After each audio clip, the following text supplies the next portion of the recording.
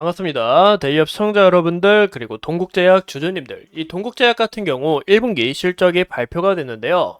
우리가 지속적으로 지켜봐야 되는 건 이제 동국제약의 셀트리안 24 브랜드와 지속적으로 상승하는 이 실적에 있어서 이 앞으로의 밸류도 상승하지 않을까 하고 전망하고 있는데, 금일 같이 알아볼 내용은 이 앞으로의 제가 밸류 가치를 좀 계산해 봤습니다. 그래서 추후 적정 주가는 얼마쯤 될지, 그리고 이 리스크 요소들도 함께 참고해 주시면 좋을 것 같아요.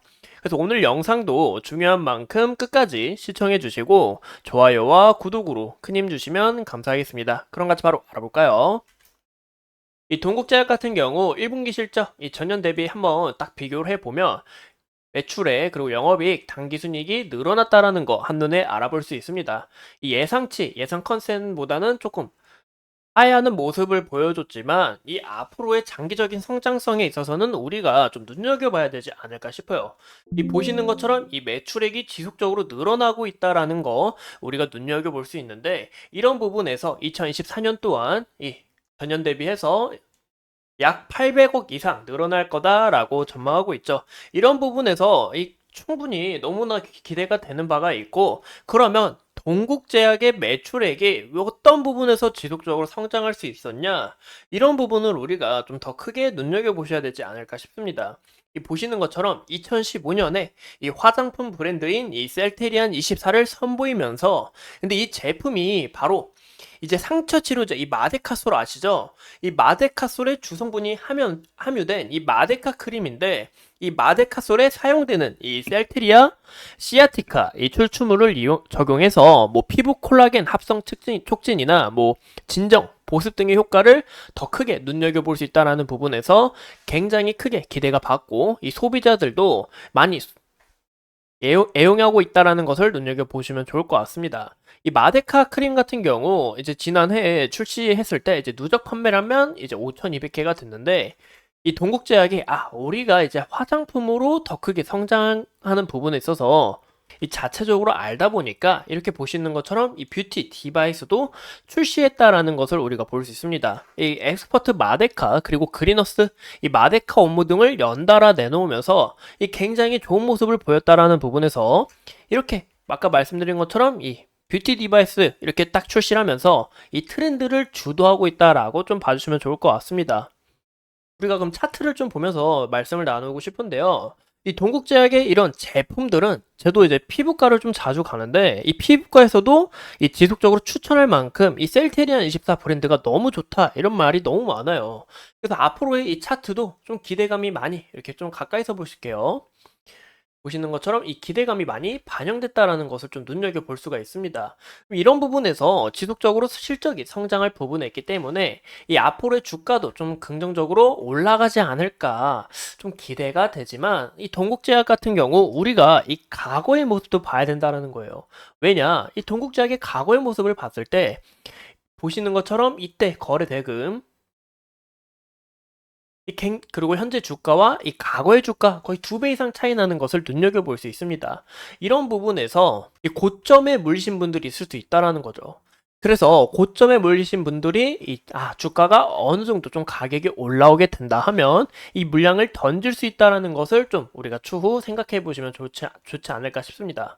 그래서 이런 부분에서 이 상단 매물대가 좀 살짝 있기 때문에 이런 부분에서 이 매도세가 좀 이어졌다라는 것과, 보시는 것처럼 이 동국제약 같은 경우 제가 저번에 말씀드린 것처럼 이 구간 저항대에서 아마 막히지 않을까라고 이야기를 드렸는데, 보시는 것처럼 이렇게 막히는 구간을 우리가 확인해 볼 수 있다라는 거죠.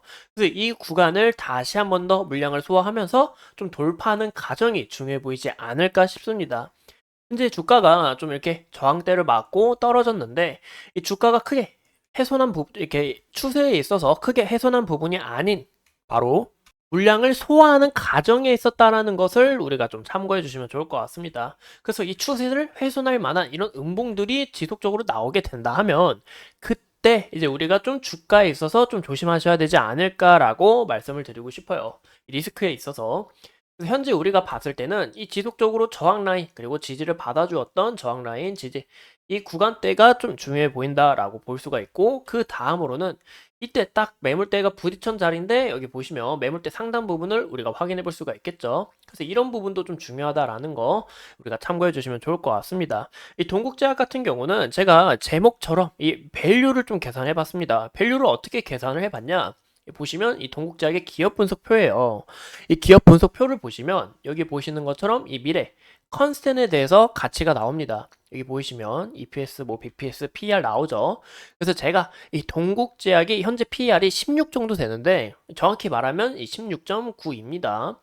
이런 부분에서 제가 좀 밸류를 조금 더 측정을 해봤습니다. 밸류 가치를 좀 더 업을 해봤어요. 업을 해보니까 현재 적정 주가가 이 정도 나온다 라는 것을 우리가 좀 봐주시면 좋을 것 같습니다. 근데 이런 부분에 있어서 어디까지나 이 계산하는 방법은 사람마다 다르기 때문에 그저 이 정도가 적정국 주가가 될 수 있구나 라는 거 참고해 주시고, 그럼 앞으로의 주가가 나아가려면 여기서 매물대를 소화하면서 돌파하는 과정이 중요한데, 그러면 동국제약이 왜 주가가 올랐는지 이런 부분을 좀 파악하는 게 중요하겠죠.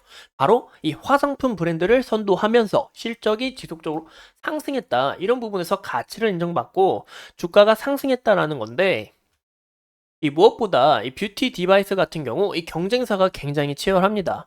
이 정말 많아요. 뭐 APR 비율 엄청 많습니다. 화장품 기업들이 이 다양하게 많다 보니까 이런 부분에서 경쟁사에 밀려 실적이 떨어지게 될 경우에는 좀 이때 주가도 실망 매물이 나올 수 있다는 것을 주의하시면 좋을 것 같습니다.